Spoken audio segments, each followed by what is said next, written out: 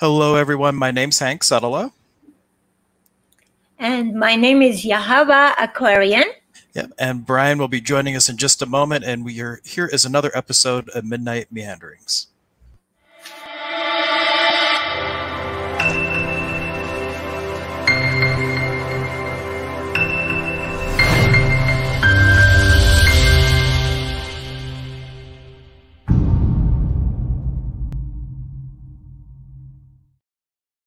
So Brian is changing locations. He wasn't able to get a good internet connection from where he was, so I'm not sure if he's driving right now or what the case is, but we wanted to get started and see where the conversation will lead us. And as always, you're welcome to ask questions or make comments. We love to follow the energy and go wherever you like to go. But it's been kind of tradition every time you've been on that we kind of look at what the planets are doing today. So I'm going to pull up the chart. Did you want to talk a little bit about astrology first? Yes, sure. Yep. So transiting planets. Yes. Perfect. Oh, I should put in Hawaii though. So since I guess it doesn't matter, right? It doesn't matter, but because I'm going to go ahead and go day by day. And so if you're going to show the chart, I'll just tell you, you can skip to the next day, move forward, move backward so that... Oh, you want me to do like an animation chart so we can jump around? I can do that. Sure. Yeah, great. Yep. So start the chart from yesterday, because that was a big day yesterday. The eclipse was very powerful. So we're still feeling all the effects of this magical eclipse, this blue moon. Oh, was it a blue moon? So it was the second new moon in a year? 1 month. In 1 month. Wow, oh, cool. Yeah, that doesn't happen as often, I know. Okay. Right. And especially the way it happened with all the other combinations of alignment, it hasn't happened in 600 years. So, or more, actually. I'm just rounding up. And so with an eclipse, the way we have experienced, and with the glob and the blob of all these planets in Capricorn, and the eclipse was in Cancer, it was pretty emotional to the maximum. I wonder if any one of you have gone through something really intense, so you can even tell us something about it. But I know for myself, and I am a tough cookie because I've been around many times around all the corners, but it really showed me that I'm just a little girl. No matter how old I am, I'm just in school. I'm just needing to learn how to be a mother for the world. And in a way, the moon, when it is in Cancer, she is the mother of the world for those few days. I do like that little sentence for Mother Moon. She loves that. And so, but when the mother of the world has, right there, as you can see. Yeah, I wasn't able to pull up the actual animation part because it crashed StreamYard for some strange reason. This is good. Yeah, so can you raise it? Can you raise the chart a little bit more? Yep. So that it's centered. Okay, that's perfect. So this is what I'm talking about. So here is the moon. And look at everything that's red is hardship. Imagine that you're holding an elastic and you're pulling it to the maximum. And if you pull one more second, it's going to blast and crack. And so in these few days, that is the energy that we ride. We ride that energy of being stretched out to the maximum, because Capricorn itself, right here, the sign of Capricorn, is the most uh, down to earth, strong, structured, um, concrete energy that is like I would, what came to me like a rock of Gibraltar. Okay, let's say you can bring 2,000 trucks to move a rock, but nobody can move a rock of Gibraltar, which is already a country of its own. And that's how it is here. Nobody can move this. Nobody. Unless you have, of course, the whole planet shifts on its own axis, and that might bring maybe a beautiful, well, beautiful. To me, everything is beautiful. Even when we die, it's beautiful. But a major earthquake, a major change where the whole planet shifts, maybe that's pretty much the only thing that can move this energy uh, that is stronger, in other words. So you have this superpower strength wall, and then you have this soft. The moon in Cancer is the softest. It's like the the mother in her most delicate, sensitive moment of her month, okay? And then having to face that kind of actions. So automatically you can understand the eclipse itself, what is going on in the world. And for anybody who experience some worldly media, forgive me, I follow the traces and the footprints of spirit kind of 98%. That's where I get all my news. I don't know what's going on in the world unless people tell me. I already know through spirit what's going on. So it's too much for me to be 100% here and 100% there. But I'm not against. I know that everything is part of the world and the universe. And that's the show. The show is both sides. So to come back to the astrology, so the eclipse has left us with some questions. Why did we get two eclipses? It's because we didn't see enough. Even though we had one last month, everybody is still wondering, are we going forward? Are we going backward? What is the question? Where are we going? And all the planets here, they confirm that. Even though we had some uh, beautiful energy between Mars and Venus, where there was a lot of talking, but there was also Mars and Mercury, a lot of misunderstanding, because Mercury was retrograde, and and it was not clear, and even though it's back, but it's not back where it started. So, and it's in the sign of Cancer, so it's tender, it's very tender.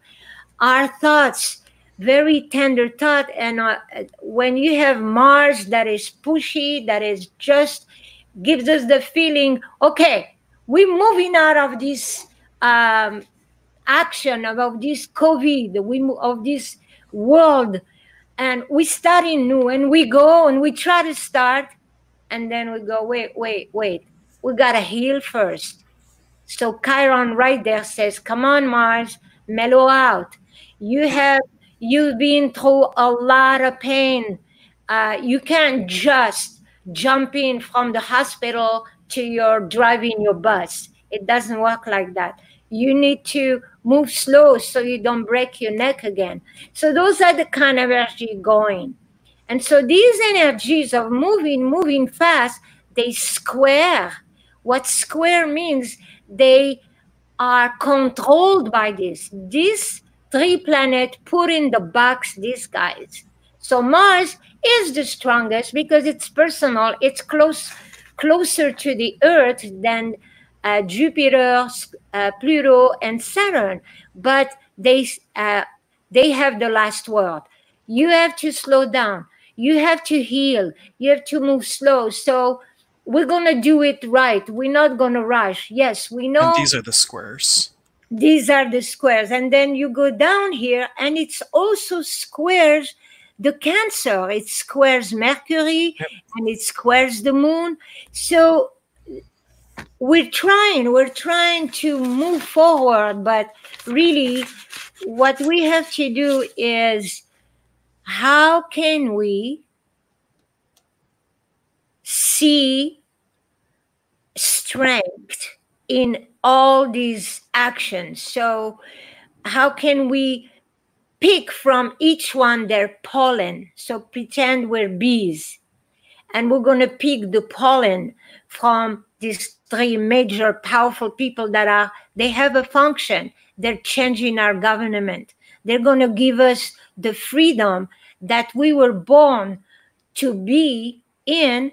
But after we learn these lessons, and we're not very far, because by next year, Jupiter and Saturn are moving to Aquarius. So we're moving towards an air signs that are more communication, and actually most of the planet going to be enjoying a lot more air communication.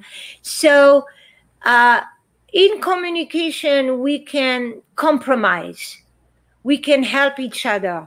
We don't have rage. We don't say it's okay, it's either your way or the highway. Communication allows for diplomacy, for exchange of views, for making the world more friendly. And this is what we're hoping for. We're hoping for that, even though Mars is giving us an outlook of hope, like, okay, maybe I can do something. Maybe I could learn how to protect myself instead of attacking others. Maybe thanks to Mercury being so almost fearful right here. Mercury in Cancer, it's like sensitive. It's like, I want to be with my mommy. And Mars says, no, let's go with the whole ancestors and the family and the heroes.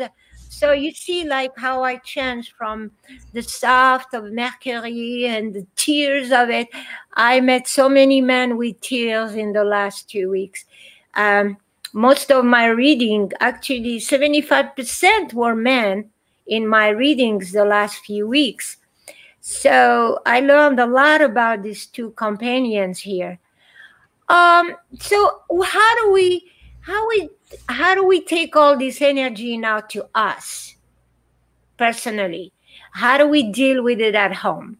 How do we deal with it with the children? Which is interesting when you say at home. The sun and the moon are in the fourth house. That's all about family and internal. And at an opposition, that's all about career. And if you think about COVID, how many people are out of work? There's staying at home. It really just energetically is representative of what we're experiencing right now.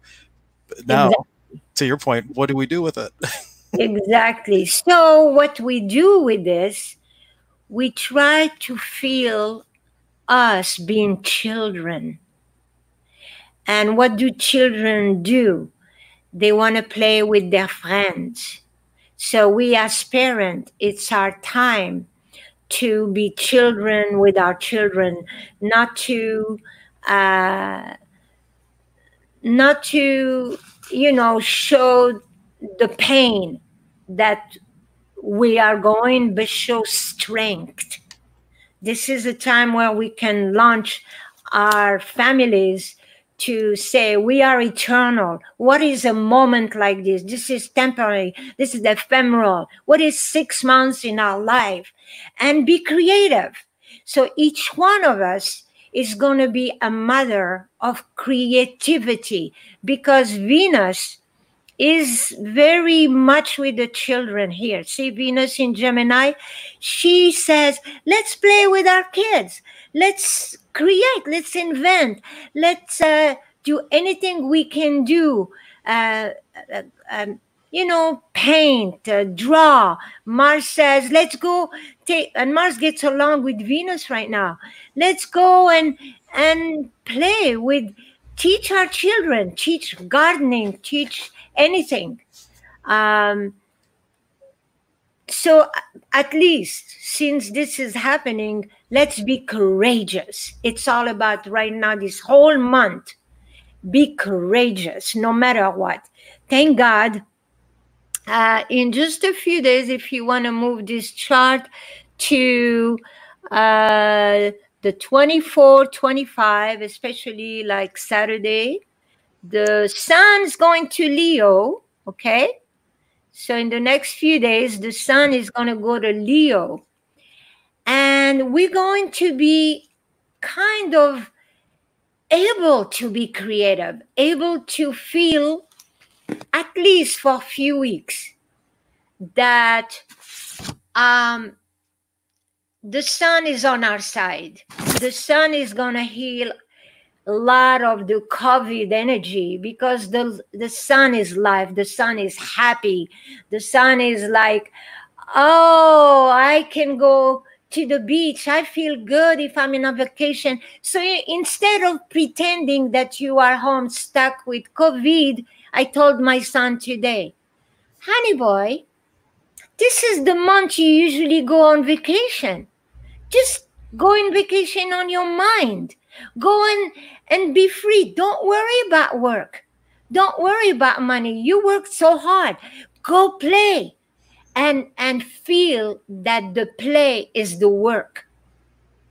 So Speaking of play, Brian's almost ready to join us. So I'm just mentioning I can see him in studio, but his camera's not on. yeah. So hopefully he'll be joining us in just a moment or two.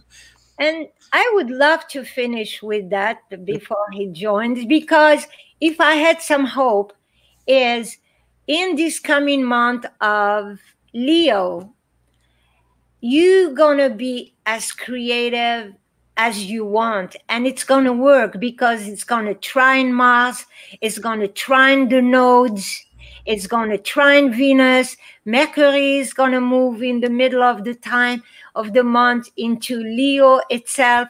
So try to watch Disney movies, even if you have to, 3 times a day. That's what I could say. Well, when I have 2 kids, I watch it usually more than 3 times a day. And get creative with that. I remember when I was in this situation in Israel, and I have about 6 nieces. And I go, God, what do I do? I'm in this room. I can't go anywhere. I'm stuck. For some reason, I couldn't go anywhere in Israel because I didn't have a car.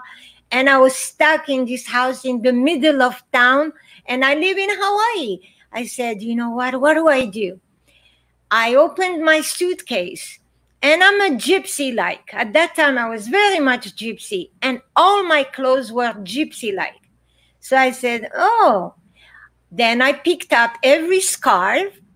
I rounded it around each one of the girls. They were like, the oldest was maybe 12. And 6 of them. So it started from like 4 to 12. And I dressed every one of them like a gypsy. And I called their brother to come and make a video of them. And I said, okay, pretend you're Yahava. What would you do? And we had the best time. And then they wanted to do it for 3 days, 4 days in that week. And we did it. And I'll never forget that time with my nieces. I think I went to Israel just to enjoy that. How they put lipstick, and how they put it around their head, around their shoulder, because, and they were like half naked. And then the way they put it in, they tie it in their feet, like in Israel people. And I'm from Hawaii. So I mixed all that. I had the best time of my life. Sounds fun. It was. And that's what I I like to convey with you. I'm very much childlike myself. I have 4 planets in Leo coming up, and I'm a Sag, and I'm an Aries moon. So automatically, I like to fire you up any way I can. My email is yahava@yahava.com. If you need to be fired, email. Well, and you do personal astrology readings too, Yes, don't you? I Because do. like we're talking really general with all these things. Like this is like the planetary, like how it's affecting the world as a whole. But if you were to take these charts and put your like a birth chart over top of it, it gives you a whole nother level of meaning because you can see what's squaring your natal sun and all the different relationships from your natal chart to what's happening with the transiting planets. And it's a whole nother layer of how the planets are impacting you personally instead of just globally. And it's a whole nother world of fun fire up ability. Yes, you know that what I love about astrology, it gives you the choice to do what you want to do the way you want to do it. Because as you learn how to understand it, you choose the moment you want to do this, and it works. And that's it's like you learn how to be a fairy. You have a wand and you create your time and space. Or in shamanism, we say with energies like this, there's these waves of potential, and you just surf the waves to where you want to go. And if you understand astrology, you know where to catch the wave and what wave is going to take you where. And it just gives you a lot more conscious choice of using the energies that are naturally present. And then in astrology, there's always skilled applications of the energies and unskilled applications of the energies. So if you know what's coming, you have a better chance of using those energies skillfully instead of recklessly, I should say. Or sometimes if they catch you off guard, you find yourself reacting instead of responding. And if you have a little bit of insight like this and you know what's coming up, you can make way more conscious choices and preferred choices than things in the moment that you might regret later, or looking on the backside going, did I really just do that? It gives you a lot more clarity on things. Yes, absolutely. Yes. Yeah. And Brian says he's almost there. He's not ready yet. He was on for just a second and I guess the internet wasn't good and he had to keep driving. So he's looking for a place. So we'll see what happens. Do you have something you want to share with us? Um I didn't have anything prepared. I kind of just go off the cuff. But if you're watching and there's something in particular that you would like to Uh, throw out in terms of us to talk about or to ask a question about, whether it's astrology or anything, feel yeah. free to comment. We'd love to play off of that. Yes, if you have a question, what's going on with you? What's your sign? Go ahead and do that. I'll be happy to answer that. Yeah. In fact, if you give us your date of birth, where you were born, we can. She can, not me so much. Though I can put in the chart, and once I see the chart, I can interpret it a little bit. I just don't have the stuff memorized like she does. She could look at a chart and just probably talk 10 hours on one chart, and I would have to look everything up. But Solar Fire lets me cheat. I can just double click something and it tells me what it means. I do that sometimes too. But I have to correct you. I can only go 9 hours. 9 hours? Okay, I was close. Fewer. I did 9 hours this week. Oh my God. I don't want to do it again. I think my limit is 5. Well, with astrology, there's always, when you know it to the depth that you know it, you can just keep going. That would be like me in shamanism. I could just keep talking about shamanic stuff all the time. But if you do have questions, anything going on in your world, bring it on up. Now, there is an astrology question for you, kind of. There's a comet that is currently in, at least in Ohio, we can see it. It's one of the few times in like a millennia that it comes around that we can see it in the sky, and it kind of, if you look where the Big Dipper is, you can kind of see it in the lower horizon. Is there any significance astrologically for comets and things of like of that nature? Oh, I'm sure there is, but I don't know. Bec- I don't know anybody who talks about it that I could learn from, neither. Yeah, I know with asteroids, there's a guy named Robert Hand, and Yes, and I he studied with Robert Hand. Yeah, Robert Hand is like he could read a chart 10 different ways. He probably could talk a week on a chart. Yeah, But maybe. he was saying that like asteroids, which is a little bit different than comets, are like the muses of the universe, and that he found that people would even name children if like whatever their when their child was born. If you look at astrological references for asteroids, there's usually some sort of influence that was the inspiration for the name, for example. So there's all these subtle energies from the asteroids that kind of inspire choices and things like that. And asteroids aren't nearly, other than Chiron, aren't talked about as much as the other planetary bodies. So cool stuff. Robert But Hand. they stay. Asteroids are cool because they do inhabit a certain area, and by us watching where they're lodging, we give them the same or some of the energy of the other stars that we know that kind of close to them, so we kind of can see their colors, their movement. Yes, asteroid we can talk about. Cool. And I have a whole bunch of tuning fork sets, and one of my favorite sets is an asteroid set. It has Chiron, Vesta, Juno, and there's two more, but I can't remember them now. Ceres, and I Oh, can't, and one other. But I find that when I use them, I have three different octaves, and when I use them, people just kind of melt on the table, and they afterwards they're getting ideas for songs and poetry and just all kinds of different inspirations, kind of supporting, or maybe it's my belief that they're the muses of the universe that causes that to happen for the clients. But either way, there are some of the most amazing little uh, tuning forks and frequencies to use. Actually, I'm going to pull up a picture in a second.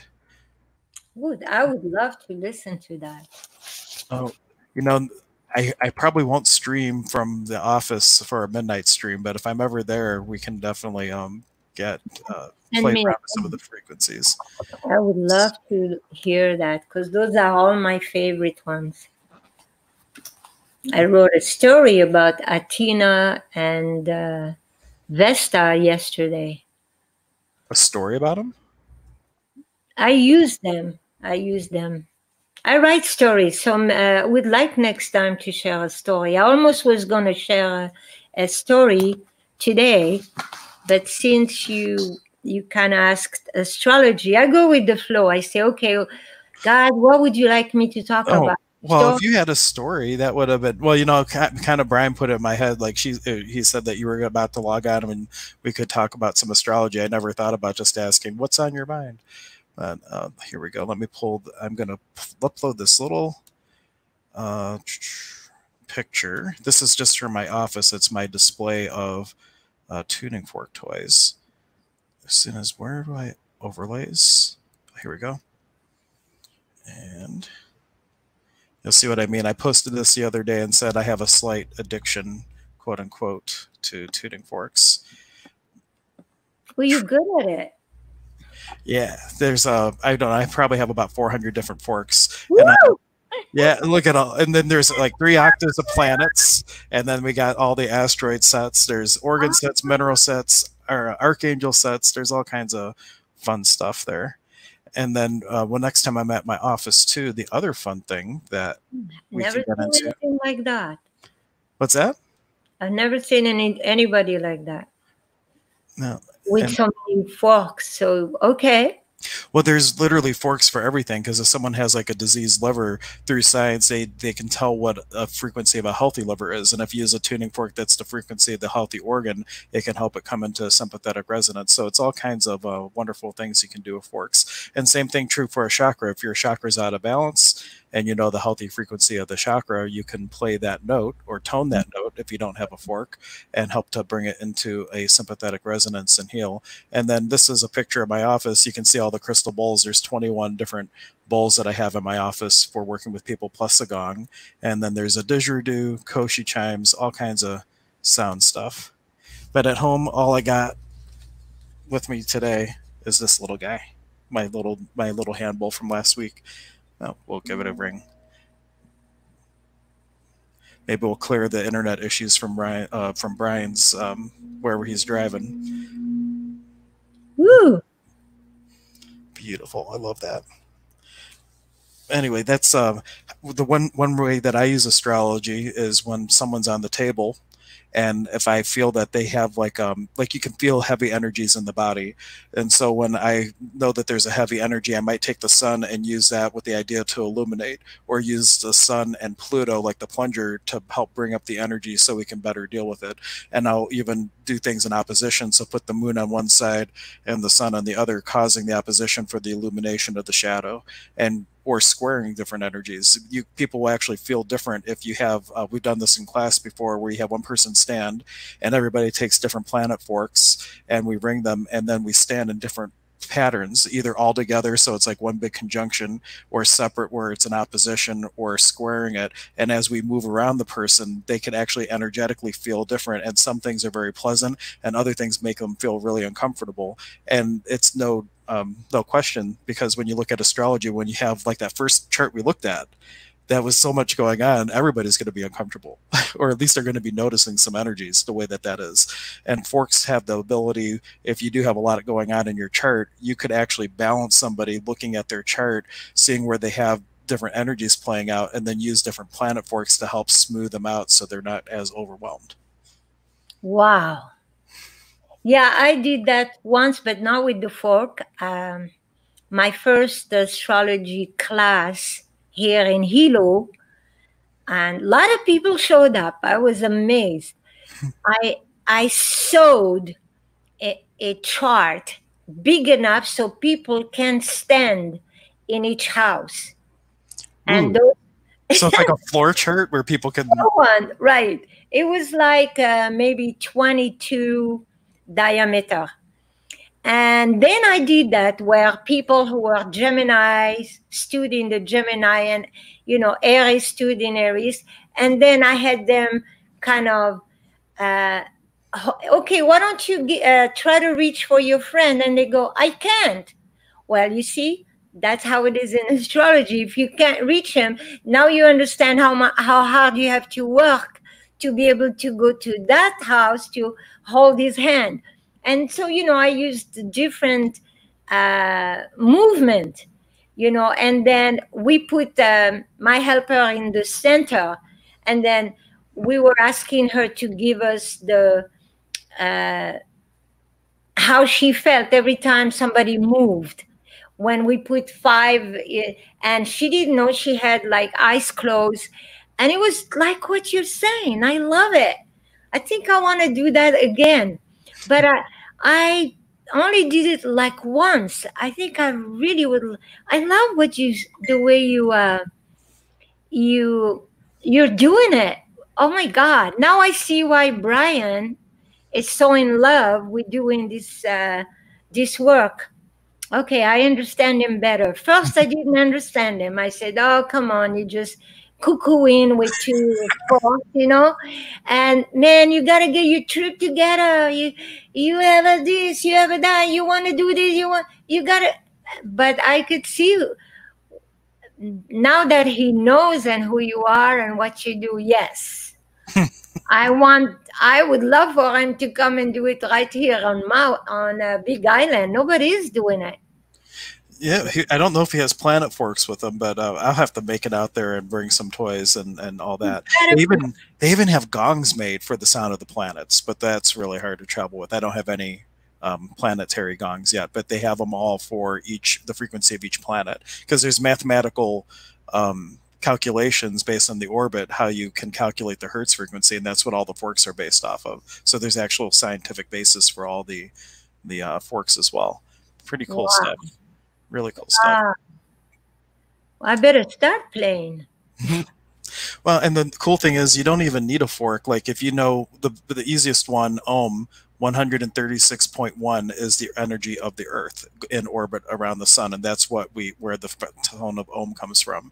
And even if you don't have a tuning fork, if you just look at the frequencies, and you can get them from my website. If you go to hanksuttala.com, click the store, you can look up the planet forks. I have like a little web chart there that has all the frequencies of the planets, and you can put it in a tone generator and just either double it or half it until you get a note that's in the audible range that you can sing, that you feel comfortable toning. And then you can just create that note yourself just through singing. And you don't have to have a great voice, but if you know you need a certain frequency, whether it's a planet frequency or a organ frequency or a chakra, you can look up the note, make octave it up or down to get it to a pitch that you can feel comfortable singing with your vocal range, and then you just tone it, and then you're making that tone from the inside out, and you're causing that sympathetic resonance yourself, and can facilitate your own healing with a wide range of tones and things like that. It's really amazing stuff, because So everybody has an amazing healing tool. It's your voice. the voice. That's Yes. what I wrote about yesterday in this Vesta. I wrote about the healing that I wrote about actually Mary Magdalene, because living in Israel for so long, and I lived about 20 minutes from where Jesus was born and from where she was born too. And so I was very close to that vibration. And I believe in reincarnation. And to me, she was, and she received healing from being free in her time and space. Even before she met Jesus, because she was very religious, she was born already to a religious family, and she was free though. She was not like the Jewish people. Like the Jewish people at that time, a woman could never speak to a man unless that woman is in the bedroom. So women were not free at all. You could never see a woman in the street unless there's 12 women walking together to go wash their clothes. That's it. That was the only time you could see women alone. But Miriam, she was free from the time she was a child. She played with boys. She was a free spirit. So it was normal to her to be with men all the time. She didn't make any difference that if they were girl or man. She was just a friend. And she grew up like that. And then as she grew up more and more, when she was older, she was the same way. She was very friendly with men. She had buddies like today. We have a lover, but we have buddies also. Women can go to clubs where their friends, they're just their buddies. I have about 2,000 buddies, just guys of all ages that are my friend. I don't have any sexual things with them. They're my friends. I can meet them anytime. I see them all the ways. We talk stories. And she was like that. But for the Jew, she was a prostitute. Just doing that, that's being a prostitute. And so Jesus came and taught all these women how to use that natural love that a woman is born with to heal people. So because the way she was so loving, she was naturally a healer. And automatically, she just, when she saw Jesus and Jesus saw her, they clicked. They had something in common. And that's why she automatically was with him all the time. She learned how to use her healing love to heal people. And then she died in France healing people. People would just come and be healed by her. And so it's like we all have that. So why I wrote this story, and me being a healer for 50 years. For 50 years, I healed people with Reiki, massage, any kind of massage you can imagine. I was doing it. I went to maybe 20 different schools of massage. And so it was impossible for a person to come to my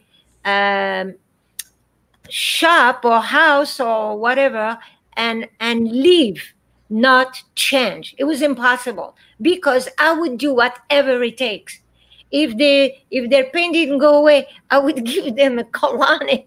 If this didn't go away, I would make them sing, because I have all like you. I do have a music studio too. I would make them sing. I would make them cry. I would walk on them just any way I could, because that's my teaching, you know.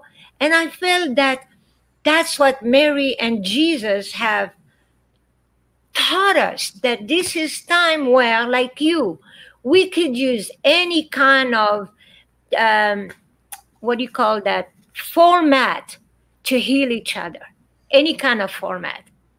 And so that's why I was talking to the parents in this month of Leo, as we are all like, we are like shrinking to go back to us, just us, to be so inventive and creative. And like you know, getting a fork tune and playing with teaching the children how to use how you call these, those forks, tuning Yep. forks. That will be like an amazing thing to do right now. It would be just amazing, a new tool for the children, you see. That's fantasy, but you know, if you take the time to do it in such a way that they don't give you headaches too. You know, when children use something new with sound, they can give you headaches. So, you know, you have to use the magic of it, the magic of the child ear and the child creativity in this month. I love that. I just, you inspired me so much. I'm going to go and recreate. Oh, I love it. There you So go. I just shared this morning. This was from 6 years ago when my son was 3. This was, and hopefully the audio, I said share with audio, but we'll see. This is the first time he ever picked up tuning forks, and he was a natural.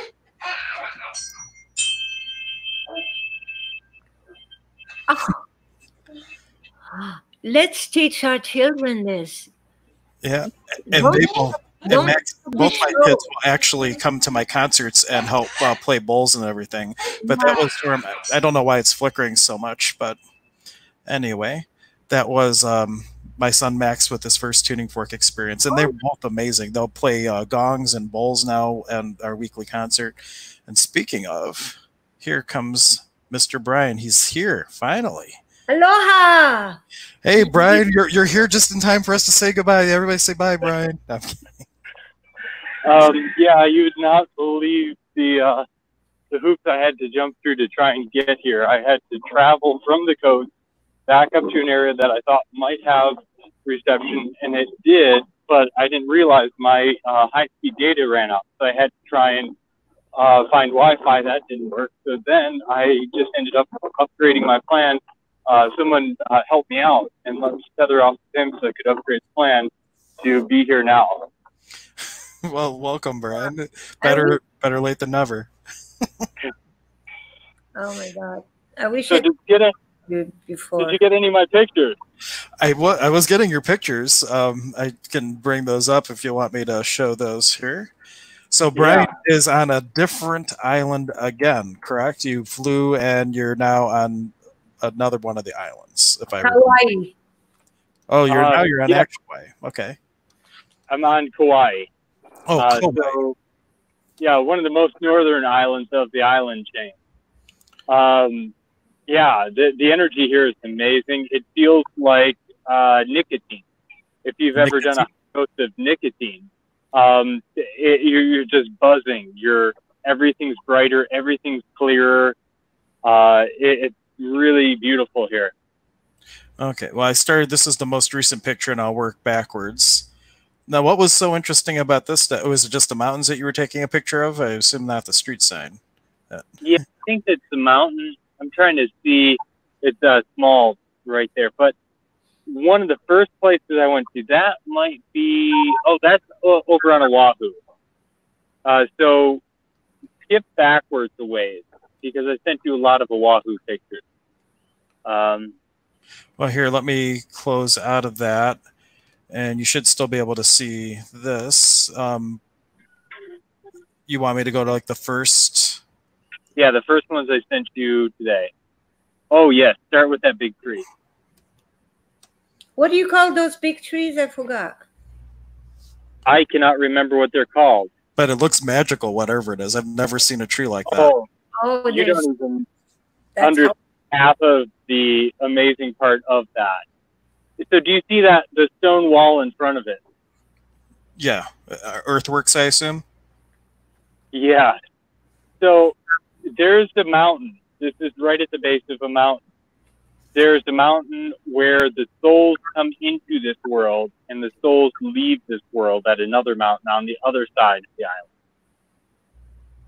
island. Even the Dalai Lama has pilgrimage to these places. So it's not just, local tradition. This is big. This is legit. So I was looking for this mountain. Everything is just lining up. So I get to Kauai, and the rental car guy kind of starts asking, "Oh, what do you do?" And I told him I was in holistic health, and he starts asking some questions, and I'm like, "Well, I don't want to sound crazy, but I'm actually kind of on a spiritual quest." He goes, "Oh, really?" And so then we knew each other through Keone. So we started getting into it. He's from South Africa, and he had a lifetime here when it was Lemuria with his current wife. They both, I get there and they're both kind of having telepathic conversation with each other, and they're like, "Oh, he needs to go here." "Oh, yep, that's what I was thinking." "Oh, yeah, that was just amazing." So they had this whole list of places that I needed to hit. And one of the first places that I hit was the Hindu monastery. Unfortunately, it was closed, but there was a forest that you can go and meditate in. So I went there, and absolutely beautiful. The energy here is just, you feel like you're high almost. Your whole body is buzzing. Everything's bright. Everything is clear. You're just highly energized. Do you remember when we drove past that power station and you're just buzzing? Yeah, but that wasn't a good buzzing. It's on that level, but a good buzzing. Cool.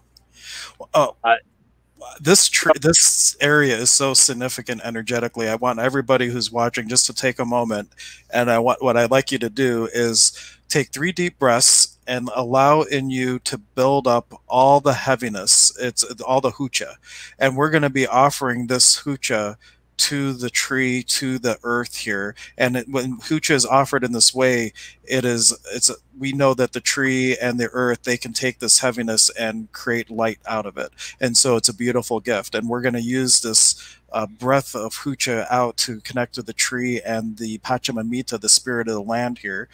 So shoot that out on the 3 breaths. I'll let you know when here, and then just be open to receive back. And what you'll find is there's going to be this CK line that's going to be created from you to the sacred space, and it's going to help you connect with it and start to learn and be empowered by its magic. So 3 deep breaths. 1,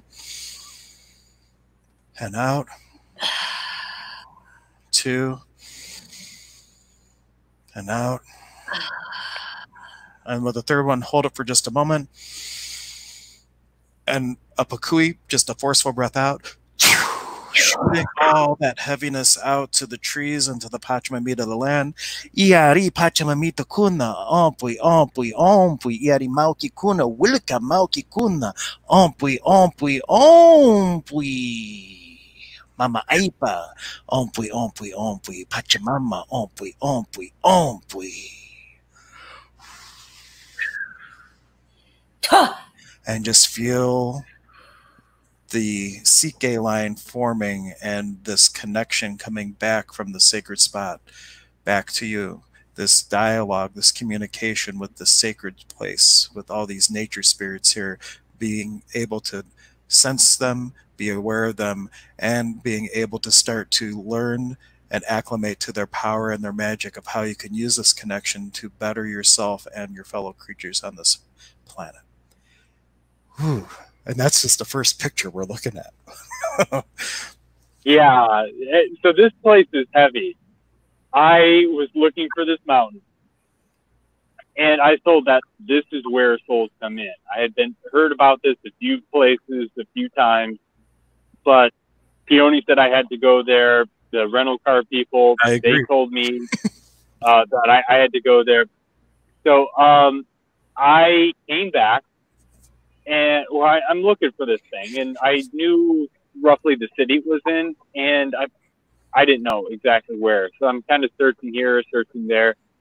I went to a smoothie stand and I asked, and I'm like, okay, not to sound crazy, but I'm looking for the mountain where souls come in. And I'm like, okay, she's either gonna go, you're nuts, or she's like, oh yeah, that mountain right there. And it was the mountain right behind the stand, what I was looking at. So I'm like, okay, how do I get there? Is there uh, a specific place they come in? No, they come in over the whole mountain. I'm like, okay. Is there a heiau there? She goes, yeah, it's a base. So I went up there and she said, go up to the next road and go down the road. And I went to the end of the road and I couldn't find any parks or trails or anything. So I'm like, okay. And I went past the construction site and they were doing road construction. I got to the end, there's nothing, turned back around, and I just pulled over. I'm like, okay, the mountain's there, there's got to be something. So I just pulled over and looked like maybe a hog trail. So I start tracking and following this hog trail and, through the brush, like a full-on Indiana Jones style adventure through the rainforest. Well, that's the only type of adventures you know. Yeah. So all of a sudden, I come up to this giant rock wall and a series of rock walls. And there's this tree here. I'm like, oh, this is the real deal. Like, I parked my car directly in front of where this was. I just had to go straight in. And by chance, by this whole jungle-filled mountain, I parked right in front of the heiau.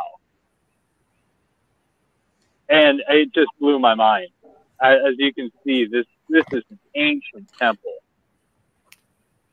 It almost feels as though leading up to the tree, was it a labyrinth? Did you notice like this rock? It almost feels like there's a path through it or something. There is. I did not. I kind of stayed outside the rock walls. No, that's a good because you have to be very careful about going to heiaus and disrespecting them. Oftentimes, you can only go if you're a kahuna, actually a kahuna, or escorted by a kahuna and stripped down all the way naked. So at least that's what Rocky told me. So I'm going to ask around and see. I really wanted to go connect to that tree. So I'm going to ask around, see if anybody knows what the rules of this heiau are, if anybody can take me in and show me the ceremony you do at this heiau, because it is powerful. Well, you don't need the ceremony to connect with that tree, no doubt. But I would definitely, if you can find the kahuna that will let you or walk you in and have that experience, I wouldn't turn it down. But don't feel that you need that to connect with the tree. And now we're getting into some other stuff. Yeah, keep going. This is it. Oh no, back the other way then. Yeah. Oh. Like the real magic was in these little formations, these little guys. Oh, that exceeded my wildest. And this is the one that made me think that it almost looks as though there's different levels of this, where it feels like a labyrinth where you would walk in a very specific way. Can you see this? Oh yeah. You were there. Wow. Oh, let's bring it up. There you go. She's been there. Yeah. How do you do that? Oh, there you go. Yeah, we got it zoomed in on you now. It looks like the tree is your hair. I love it. Yes, I know. I just texted my son for the name of the tree because he took this picture. They're very common in Kauai and on Big Island. Big Island have lots of them. In Liliuokalani, that's what this one is. It's amazing. And in Maui, you're going to meet one on Maui that is famous. It's as big as the whole block. Oh, wow. Keep going. Okay. I'm going forward now again. So was there a specific... There was almost like terraces of these stones. That's not the one you were thinking of. Like that? That was the first one that we brought up. Yeah, that's amazing. But keep going. You'll know when you see it, I'm pretty sure. No, because that was now we're out of those pictures. So, or was it at a different block that you sent me? Because you sent me a crap ton of pictures, Brian. This one. That's why you're Yeah. out of data so fast because of how many pictures you sent me. Wow. Yeah, that is a hail. Wow. Okay. I will send you the picture right now. All right, so let me close out of this, and everybody, you'll see when I scroll through like how many pictures Brian is sending me. There's a ton of them, and this is why he had to upgrade his data plan today. Yeah. Well, he's good at it. He is good at it. He takes great pictures too, but just upload them on Wi-Fi, brother, so you don't. Wreck Okay, your- they're called monkey pod. They're called what? Monkey pod. Monkey pod.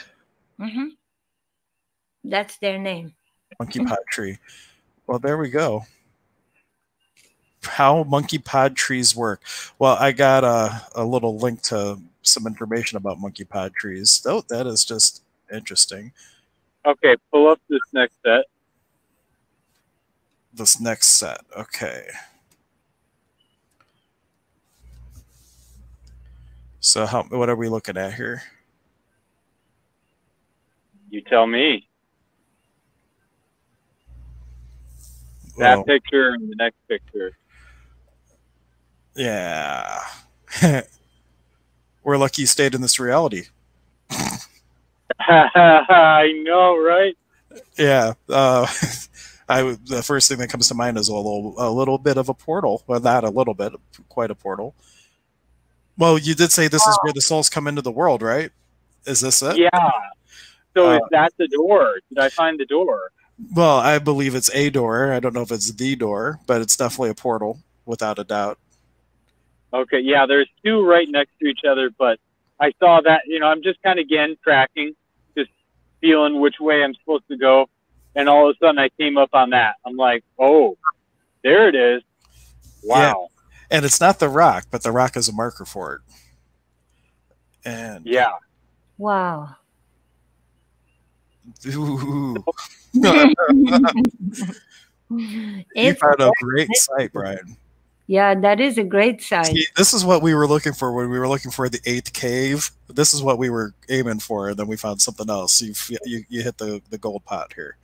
Wow. There's all over it. I could read the story right there.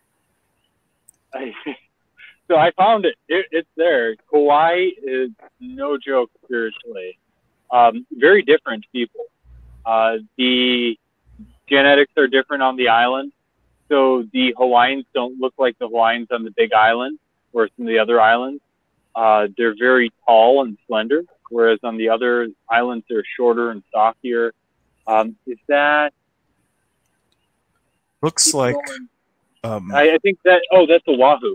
So interesting story. If I can see the pictures surrounding that one, I went to so many amazing places over this last. Okay, so that is actually a flower you smash and use for soap.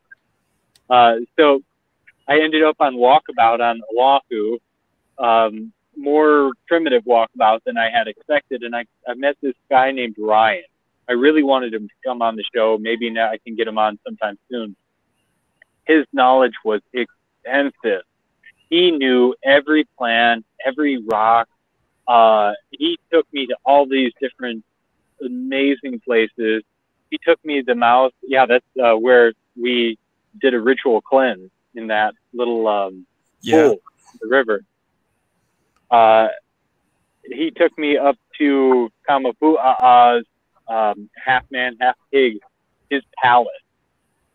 So you don't go into that valley because you will be killed. People die all the time in there. So the story is Kamapu'a'a, the half man, half pig, will throw down boulders on top of you. So we're climbing up this riverbed up into the mountain. And this is on Oahu, this series. But why it ties to my find here so much is it was a waterfall, which had just a trickle down it. But yes, that's the waterfall. So if you look down just to the left of the center line of that waterfall, there was this like little cove, and it was a circle with a line through it, and it looked like a keyhole right underneath of it. And I was going to get the picture of it, and I went over to meditate with it and try and unlock it and see if I could open it up. And he told me energetically I opened it up. He could feel this giant pouring out of energy, but I did not get the mountain to physically open up. It looks like you can. It has this stripe, almost like Lord of the Rings, you know, where they go into the mountains? Mm-hmm. Looked exactly like that door. How high up was it? It was about between waist and chest high. So about 4 foot off the ground, this circle, almost like a lock. It was pretty close to the bottom then. I was going too high. Yeah. I was trying to see if I could zoom in and see if we found where you were talking about. That's the ways down, down, down, down. So Sorry. I don't know if I can zoom in at all. No, you can't zoom in. This is as zoomed as it gets. I could just move it up and down. That's okay. Like, Okay. Cave. It looks like a little cave in there. Yeah. So right in that kind of little alcove by where the cave is, that is where this looks like a door handle. Mm-hmm. So it very much felt like the place in South America by Lake Titicaca, the portal that they talked about. And I got there and I'm looking at it going, is this really what I think it is? And then I found the one at that Heiau where the souls enter the world.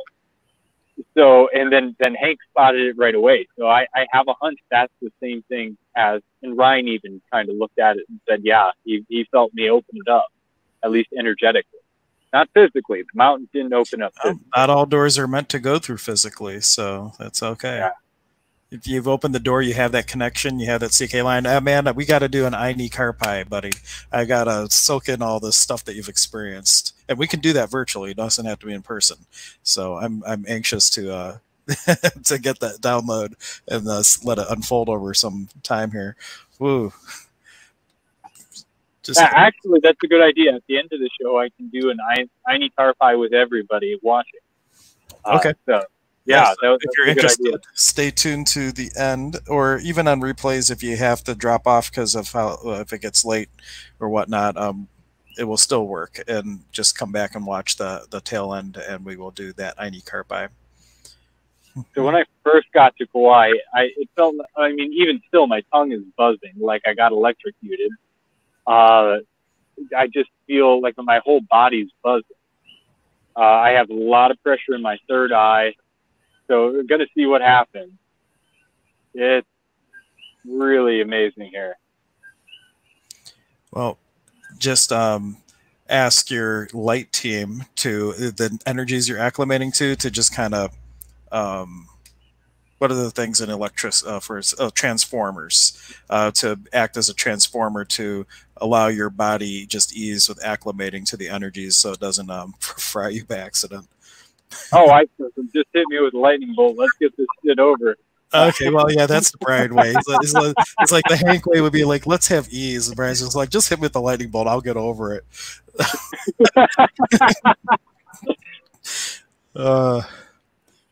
Mr. Sledgehammer himself. Okay. So there was so much there. And there's stories about up in the mountains there, the Menehune. And now there's actually two different groups that use that word. One comes from the land of Mu, the original inhabitants, and they're kind of a wild people in the mountains of Oahu. And then there's also these energy beings that they call almost like little elves that they call Menehune. I wanted to stop you for a minute. I was on Maui and going to the waterfall. We lived on this beautiful, wonderful waterfall farm. And it was like 9 a.m. and I was walking down. It was about like 500 feet to walk to the waterfall with my boy, and he was about, I would say, 3 years old. And so we're walking down the waterfall, and suddenly we see two little men as big as this big, okay, as my finger. And my son saw them first, and he says, Mommy, look, the little man. And I already was tuned into Menehunis. I have experienced them before on different levels. And he goes down and he looks at them, and they look at him, they smile, and I'm watching everything. And then he goes, Ma, can I pick him up and play with it? I said, well, can I pick you up and play with you? No. I said, it's the same thing. So I said, just tell them whatever you want. They are there to listen. And he did. And then they just kind of, they acknowledged him, and and then they moved away. And then we kept our walk to the waterfall. Just like, wow. Just simple like that.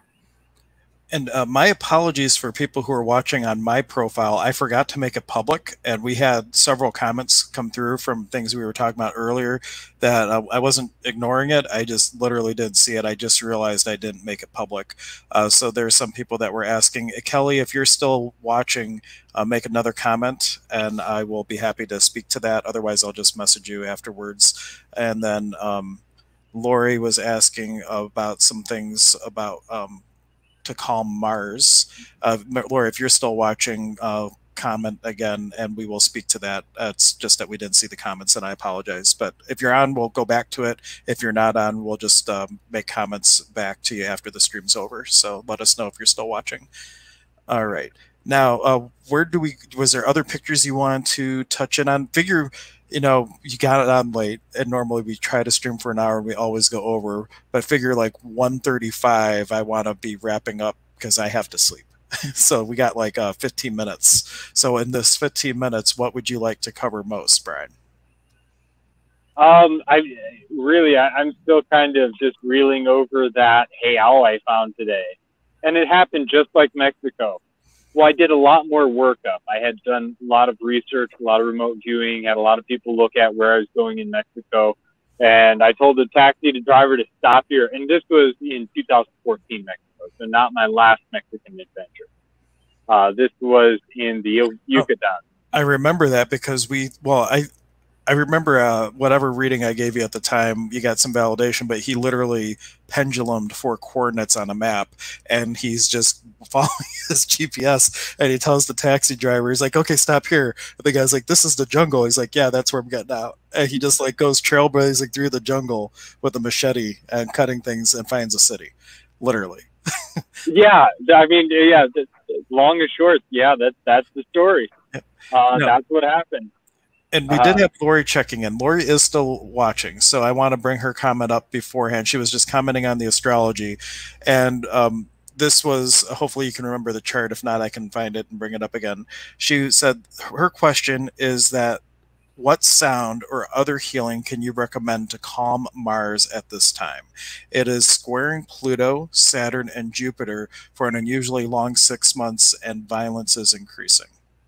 So from a sound perspective, let's see, Mars, just even like the Mars frequencies, or if you had tuning forks, you could basically change the position. So you put the forks, you would have to probably have a couple of people helping out, but you basically would have everybody be a fork, or they could be toning that tone and start in the position of the planets and then move them to a place where it's not in opposition or not squaring, and it just helps to shift the energy and how you're experiencing it, is how I would go about it. Any thoughts on that for if you just those astrological energies, how to kind of smooth them out? Yeah, I was thinking, what a beautiful thing you just said, to move the forks. So I know that if you would move the fork, Marzineris, for example, if you would move it to Sagittarius, okay, or let's say if you would move it, especially this coming month, which is Leo. So I would use also the Leo energy on the heart chakra. So see if you could, can you do like a tuning with the sun on the heart, Mars on, I would do Mars at 6 a.m. Mars is strong at 6 a.m. That way, even though the sun is stronger, but he does, Mars would not feel weak. So imagine where 6 a.m. is in the body.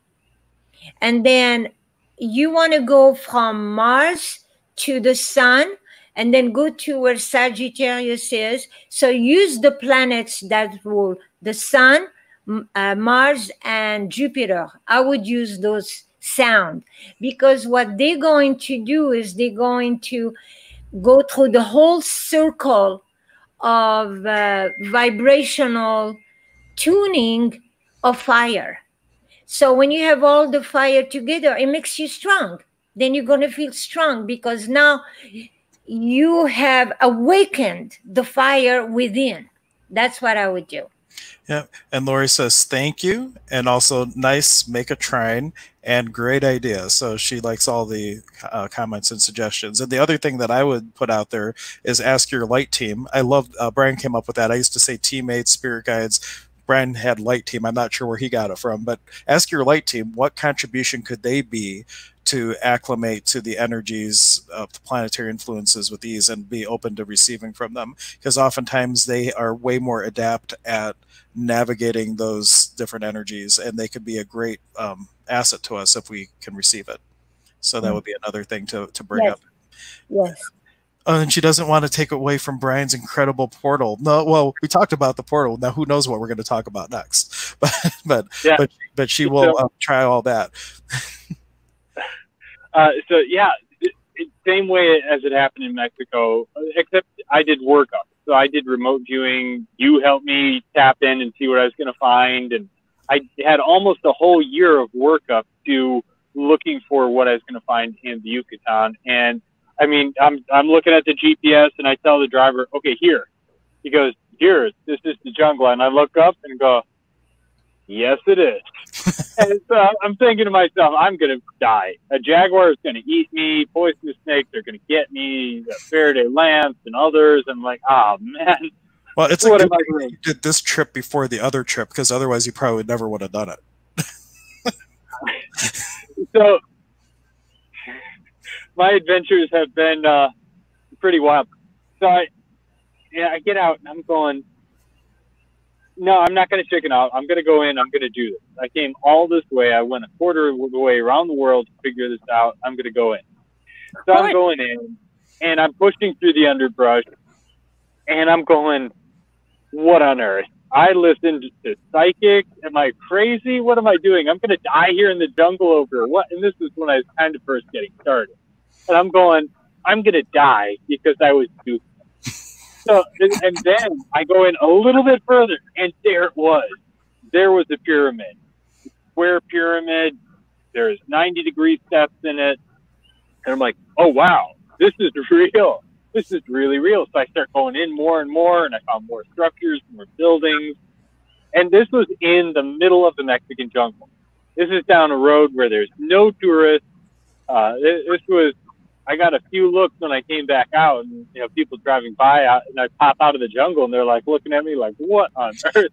Fun fact: I was watching a National Geographic documentary, and they have technology now where just like an X-ray seeing into the bones in the human body, they have this technology that as you're going over like a jungle or whatnot, it will look through it just like an X-ray going through the canopy, and they've been able to look and see that there's a huge amount of earthworks, way more than they ever thought, that are in the like South America, all that region, like hundreds of different locations that they've never seen because of the jungle, but they now know are there, and they're starting to make expeditions to go and check out a lot of these spaces. So yeah, now you don't need pendulums, now you have tech. Yeah, they have LiDAR and other stuff. That's what it was, LiDAR. It isn't just they can penetrate the ground and look at caverns. They can look at underground temples. They can look at stashes of gold, mineral deposits. They know where everything is. They found a stash of treasure from the Knights Templar in America using this technology. So it's really amazing. There's kind of no more secrets anymore. I believe that's actually in a similar way that they found the Titanic. And they passed it off to the guy who got the credit. The Navy discovered the Titanic and then passed it off to this guy. And there's some information exchange or something, or I can't remember exactly what it was, but yeah.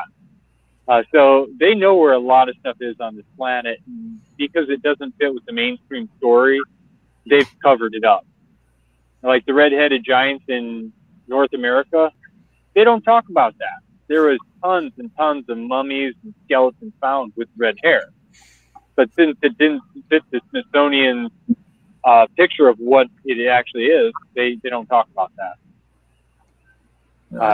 So, oh yeah, back to, so I found this, and on my way back out of that city, well, I wasn't heading out yet, but I turned, it was 95 and 100% humidity. I was drenched with sweat. I was baking. And all of a sudden, I got icy cold and started seeing green spots. I'm like, oh no, heat stroke. I need to get out of here or I'm not making it out. There was no 911. There was no calling for a search party. If I was gone, I was gone. No one would ever hear from me or see from me again. So I pushed and made it out. But then I had people actually view it, and I stepped into a higher vibrational dimension is what it was. It wasn't heat stroke. And when I got back out of there, my higher self, I guess I was energetically doing what I needed to do, even though consciously I wasn't aware. I got out, and there's the manic side. So like a hand making that, which is the symbol of completion. It's called manic in the Mayan character. In a cloud, I looked up and saw that exact symbol in a cloud. The clear blue sky, and there's that one cloud that was the manic sign. So I'm like, okay. It was completed. Whatever I needed to do was completed. So I had no idea that I was going to stumble into something like that today. You know, I was just looking to get up to the mountain. I thought, oh, there might be a heiau can be as simple as one stone or a small pile of stone. So it doesn't necessarily have to be anything big. So I thought it was something small. Then I'm tracking through the underbrush into the jungle, and here it is. It was mind blowing. And I knew there was more. I was trying to figure out a way to get around the heiau without stepping on it or in it, so as not to be disrespectful. And then I found the portal.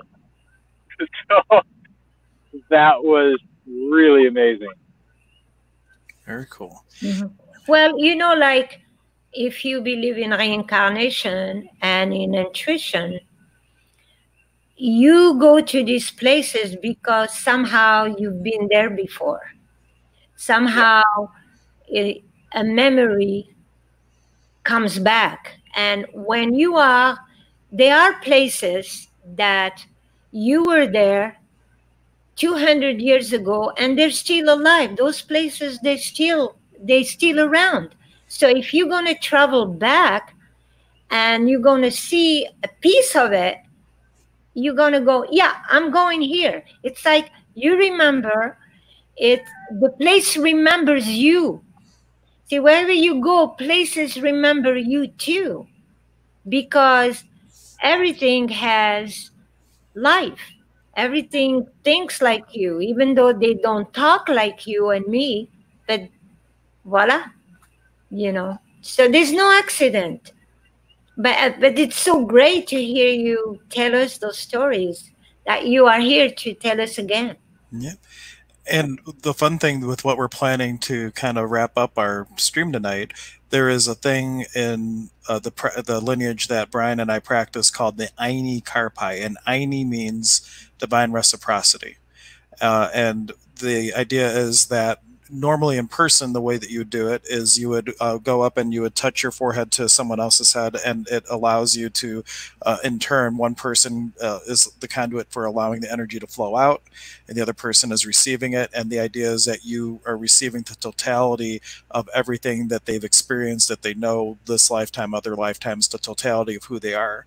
And you are able to then take that and cultivate that knowledge over time. You have everything the teacher has at that point, and it's just a matter of cultivating it and letting that flower bloom. And then the opposite, the other person gives you all their knowledge and everything.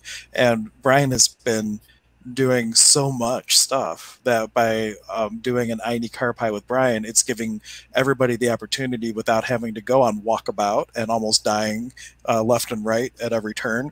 You can get all the sacred knowledge and the connections, the CK lines to all the sacredness with from the comfort of your own home, just watching Stir Crazy Shamans. But then it's up to you to then go inside through meditation, through mindfulness, through whatever your process is, to cultivate that connection and those energies and create with it if you choose to. Otherwise, it could just be cool connections. But if you're going to participate in this little exercise that Brian is about to help us with, what possibilities could you create with it by having this knowledge and these connections to all the sacredness? So your I need to for the ceremony could be just going out and making use of it to create possibility for yourself and the world with ease. I always like adding with ease at the end of things because it doesn't have to be hard. You don't have to almost die around every corner. That's so true. I'm really discovering I wanted things to be hard. I didn't even know for it to be valuable for you, you have to work hard for it. No, I released that.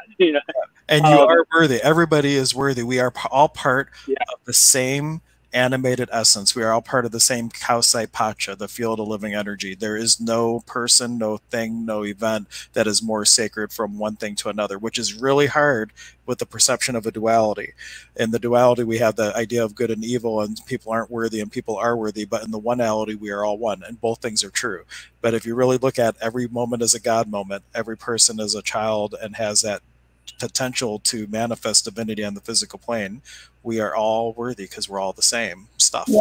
And if you for a moment think that you are not worthy, you are telling God or the creator, you screw up.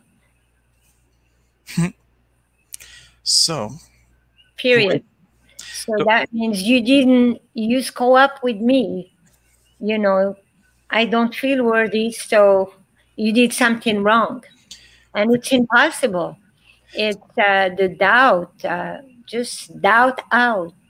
That's how I say it. Doubt out. I've never heard that.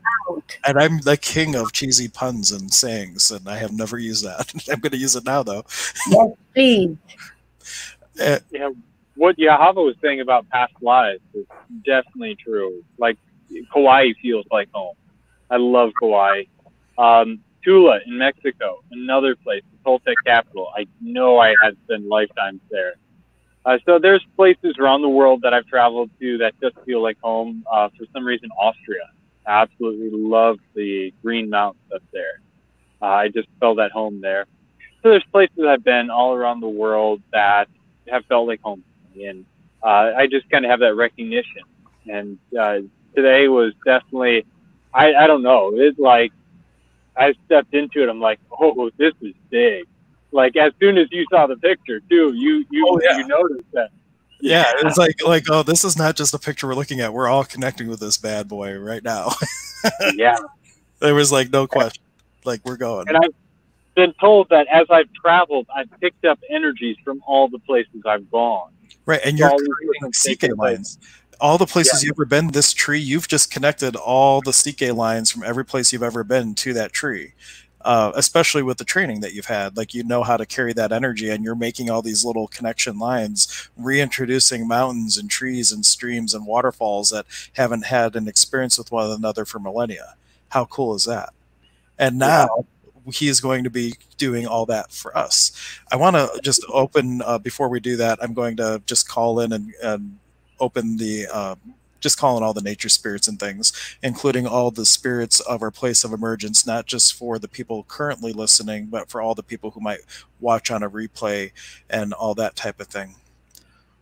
And I'm also going to walk just through a brief energy exercise, just correlating some of these to colors, so that as I bring up the colors, just allow that energy to flow in through you, through your heart, and then out the camera into the mesa as I bring us through these.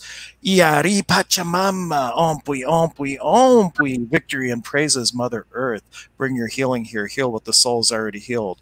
And connecting to all the sacredness that you've ever experienced with the earth, allowing a red energy to come into the navel, allow it to flow throughout the totality of your being, both known and unknown, up through the heart, out the heart, through the camera, into this mesa, carrying with it anything that is tense, stagnant, or heavy, allowing it to flow effortlessly on this flow of energy from the mother out to this medicine bundle.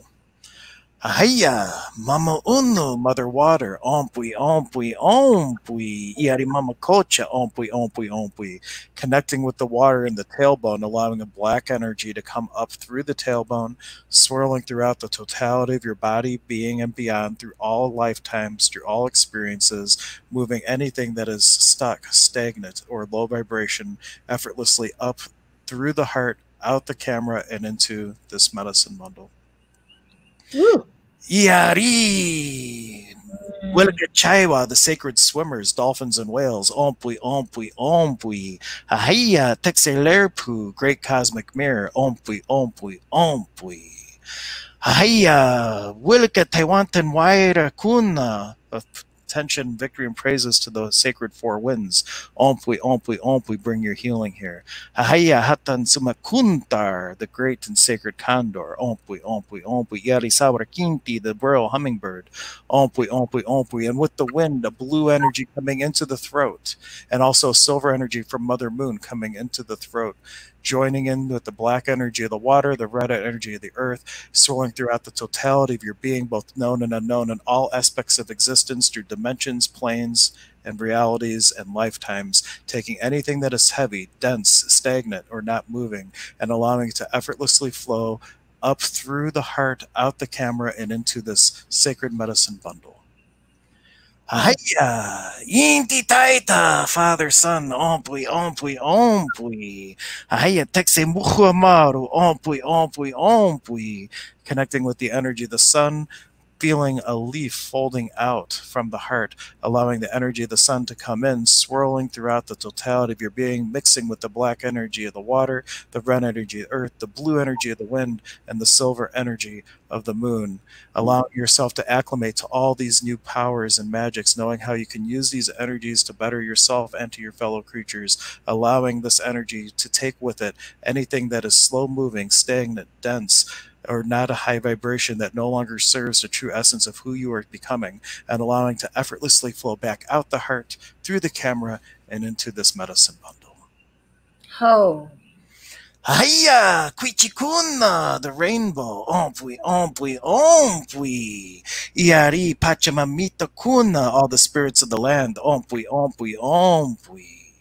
Ahaya, Pacarina Kuna, the feminine nature spirits of our place of emergence. Ompui, ompui, ompui. Bring your healing here, heal what the soul's already healed. Iari ito pukuna, all the masculine nature spirits of our place of emergence. Ompui, ompui, ompui. Ahaya. Hiya. Yanapakuna, all of our spirit guides, angels, and teachers. Ompui, ompui, ompui. And here's a real killer one here. Iari. Wilkanuna Cheskakuna, all of our sacred soul stars of inspiration. I wonder where they come through. Ompui, ompui, ompui. A Nike. Iari, Wirka, Wirakocha, ompui, ompui, ompui. And with that, let's become very open and receptive. And for Brian to receive first, everybody on this call, both present and in the future on replays, just placing your hands by your camera. If you have a camera, if you don't have a camera, just on top of the computer, where you just pretend with your disciplined imagination that you're placing your hands right on our brother Brian's head. And what you want to do is just allow yourself to open up and offer your katari, your own unique voice in this world, your unique medicine gifts, and the totality of all the sacredness that you've experienced in not just this lifetime, but the totality of all of your existences, both known and unknown, and this thing that we call the soul and the being. And allowing that to flow effortlessly through the time and space of the camera into Brian. And all you're going to be doing, Brian, oh, you know what to do. I don't even have to tell Brian. He has the same training. But he's allowing the energy to go deep within him and also connect to the spark of divinity that is within, creating a flow of energy as you're tapping into your katari, your own unique voice in this world, from your divine spark, allowing that to flow out through you into Brian. He's bringing that down, connecting it to that spark, and there is a circular flow of energy that is creating, that's allowing that information, energy exchange to go. And now Brian will do the same, taking his hands and putting it onto the camera. And what you want to do is just become very receptive, and you just want to drink everything in that Brian has to offer.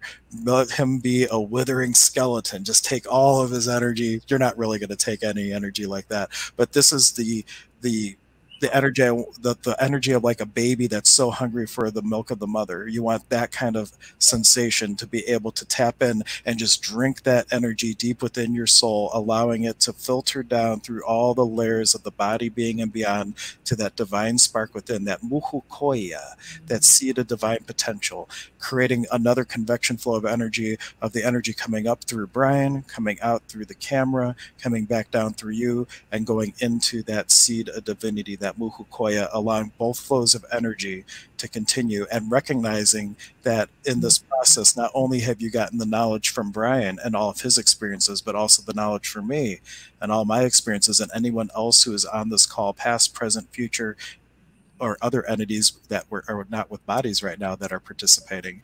We're getting a whole amount of sacredness, connection to this amazing world that we live in.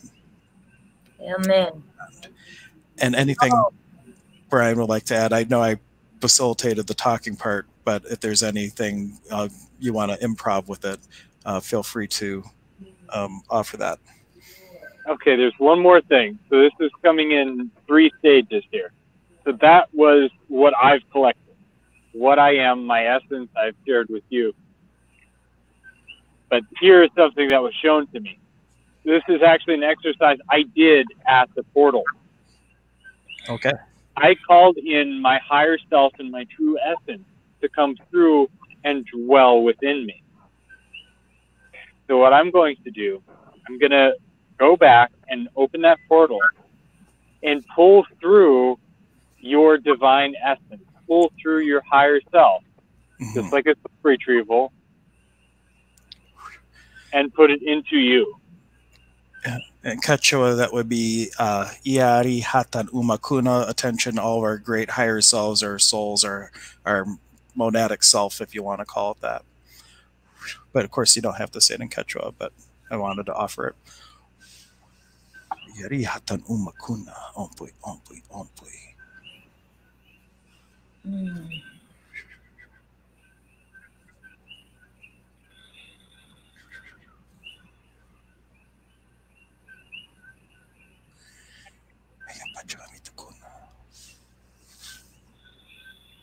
Now, letting that continue to flow, any of your true essence that is still coming in, we'll start integrating it. At your tailbone will flow the energy of water, the sacred waterfall next to, coming off of that mountain of souls, soul's point of entry, the beautiful ocean waters here surrounding Hawaii, turquoise blue water, flowing in, tailbone,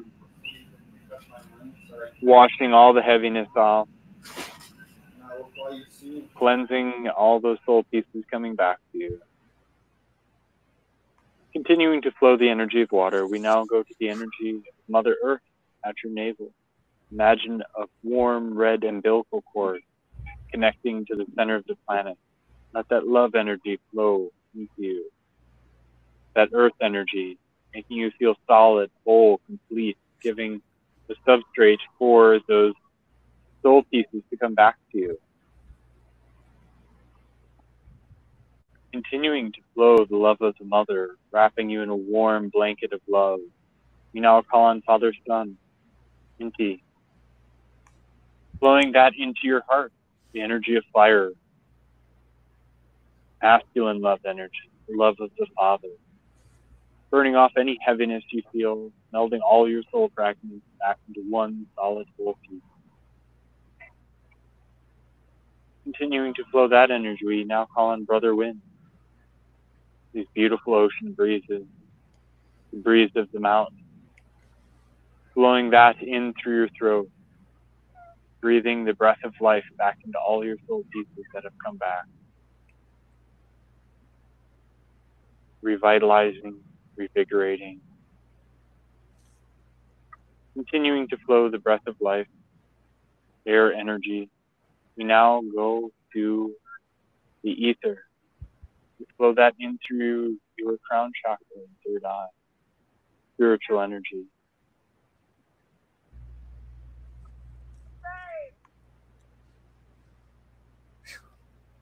From there, now call on the source of source, the heart of divinity, and we flow that in through your divine gateway chakra, connecting you to divinity, infinite mind. We may have infinite love, infinite knowledge, infinite wisdom, infinite healing, infinite energy, infinite peace. Flowing all that in through your divine gateway chakra. Keeping that connection always open, restoring you back to your original intended condition, your original state of perfection, back to your original divine blueprint. Always keeping that connected.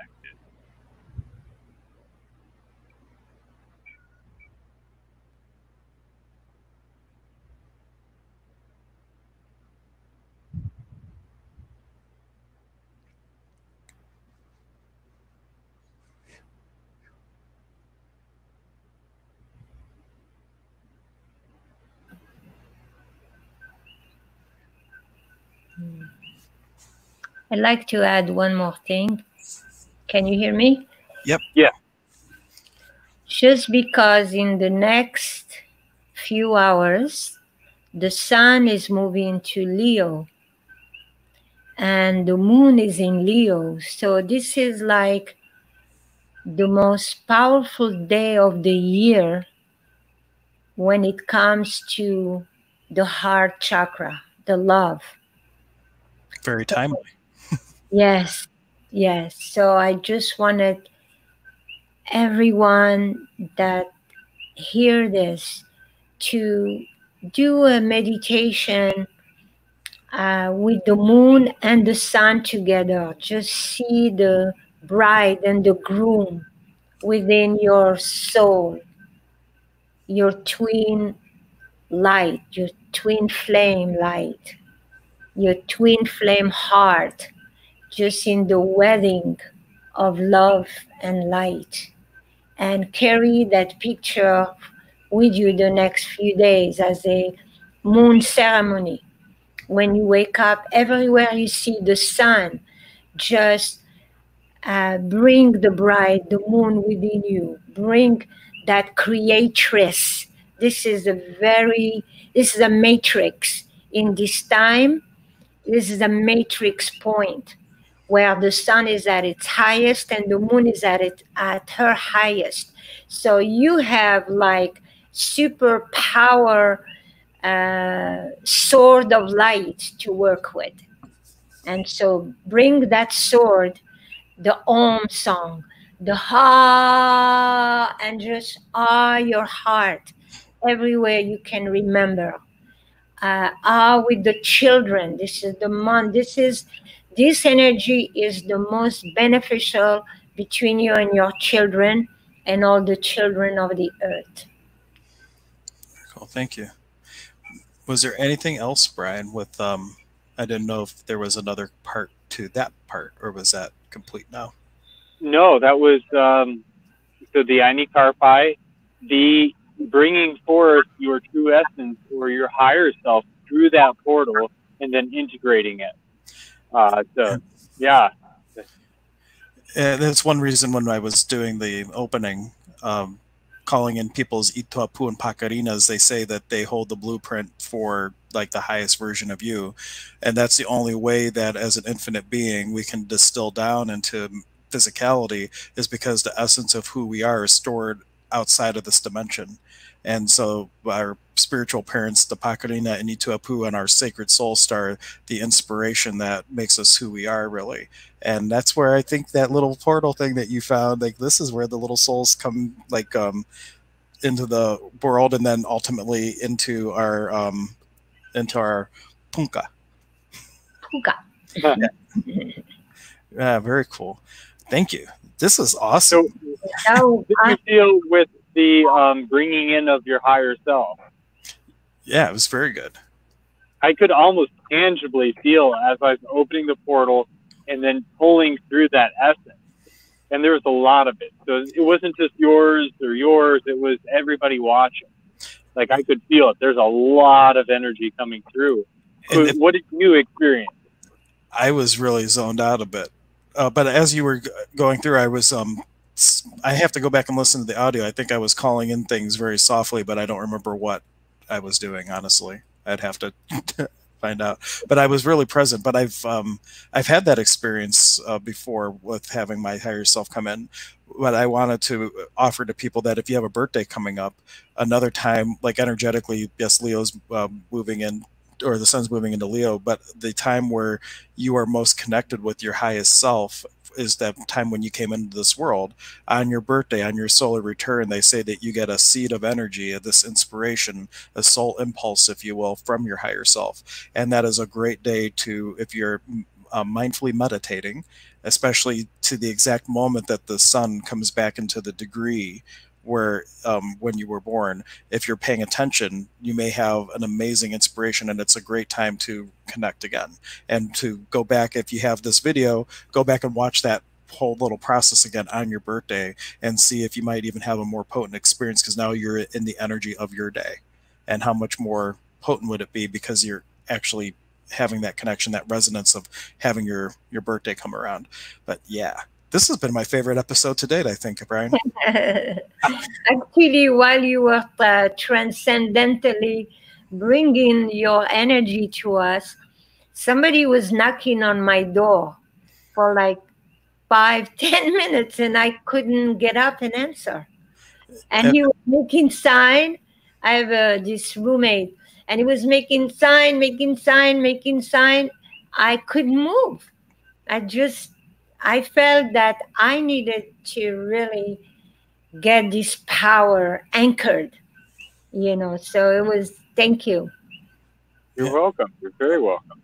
Brian's disappearing in the blackness of the night. Yeah. Beautiful sunset. I don't know if you can see it or not. Happening, the shadow. Yeah.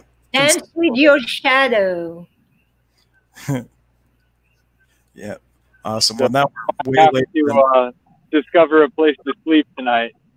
Oh, you're going to be sleeping on the beach? Yeah. So luckily I have a rental car to keep all my stuff in. But yeah, I've still been camping here, camping there, kind of on the walkabout. Where are you? What part of town are you? I'm in,